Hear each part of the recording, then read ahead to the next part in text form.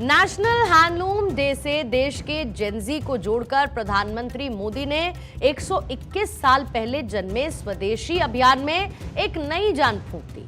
और इसके लिए प्रधानमंत्री ने जेनजी को इसीलिए चुना क्योंकि जमाना भी जेनजी का है और बीजेपी भी जेनजी से कनेक्ट करते हुए उनके बीच अपने आप को मजबूत कर लेना चाहती है और ये बीजेपी की रणनीति में दिखता भी है। अब इसका एनालिसिस करेंगे तो आजकल नजर आ रहे एक पोस्टर के जरिए कुछ तस्वीर आपको साफ होती हुई नजर आएगी। देश में नजर आ रहे ये नए पोस्टर बीजेपी की रणनीति के आईने की तरह है, जो ये बताते हैं कि आज का युवा छात्रों के साथ खड़ा है तो साथ ही वो प्रधानमंत्री नरेंद्र मोदी का साथ भी निभा रहा है। अब राजनीति के ककहरे में अक्सर पोस्टर्स पर लिखे गए शब्द सियासत का समीकरण भी सिखाते हैं, लेकिन सवाल ये है कि जेनजी के बीच बीजेपी कितनी मजबूत है, या जेनजी की लैंग्वेज में कहें तो बीजेपी जेनजी के वाइब चेक पर कितनी खरी उतरती है।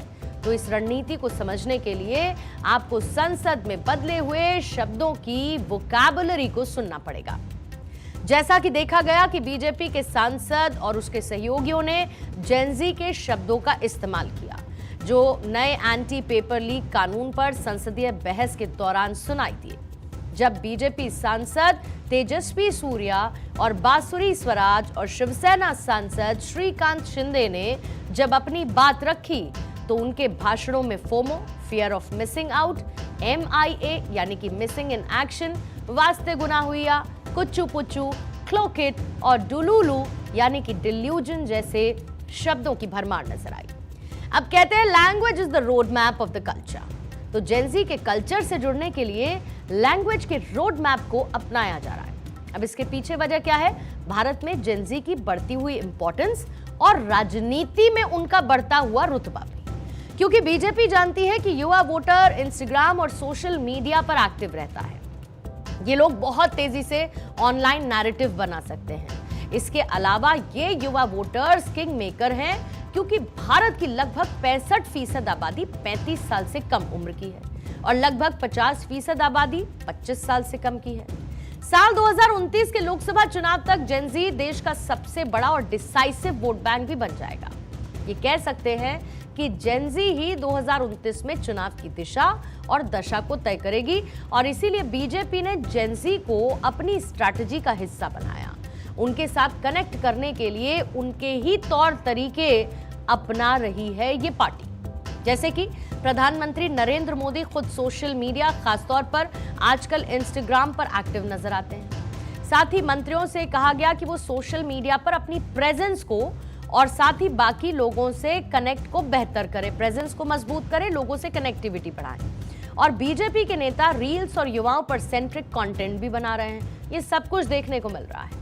अब इसके पीछे वजह क्लियर है और वो ये कि राजनीति में बदलाव हमेशा वक्त की जरूरत रहा है और वैसे भी कहते हैं चेंज इज ओनली कांस्टेंट, और जरूरत के हिसाब से बदलाव लाना भी पड़ता है, क्योंकि सियासत की सीढ़ी पर अगर आगे बढ़ना है तो वोटर्स के मन को पढ़ने की कला भी आनी चाहिए।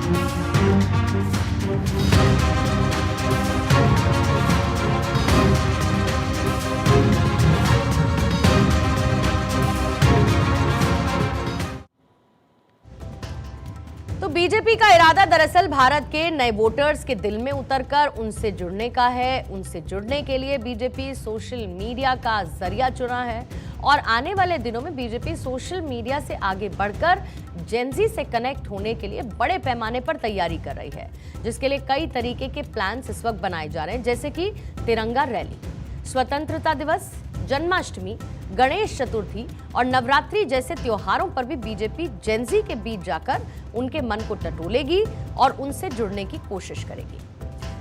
जाहिर बात है कि सियासत के इस बदलते दौर में राजनीतिक दल ये बखूबी समझ चुके हैं कि सत्ता की चाबी युवाओं के स्मार्टफोन और उनके सोशल मीडिया ट्रेंड्स में छिपी हुई है।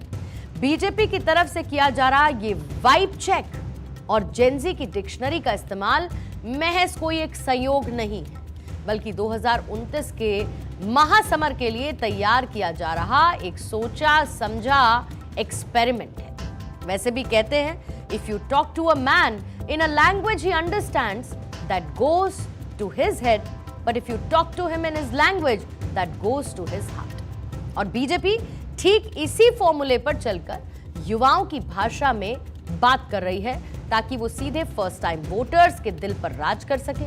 आने वाले त्योहारों, तिरंगा रैली, डिजिटल कैंपेन्स के जरिए युवाओं के साथ ये कनेक्शन और भी ज्यादा डीपन करने की प्लानिंग है। अब देखना यह भी दिलचस्प होगा कि सोशल मीडिया की रील्स और डेलुलू और सुलुलू जैसे शब्दों से शुरू हुई ये मॉडर्न राजनीतिक कवायद 2029 के चुनावों में बीजेपी के लिए कितनी असरदार साबित होती है। लेकिन फिलहाल इतना जरूर तय है कि भविष्य की राजनीति का सिकंदर वही बनेगा जो भारत के जेन जीज के दिल और दिमाग को पढ़ने का हुनर रखता हो।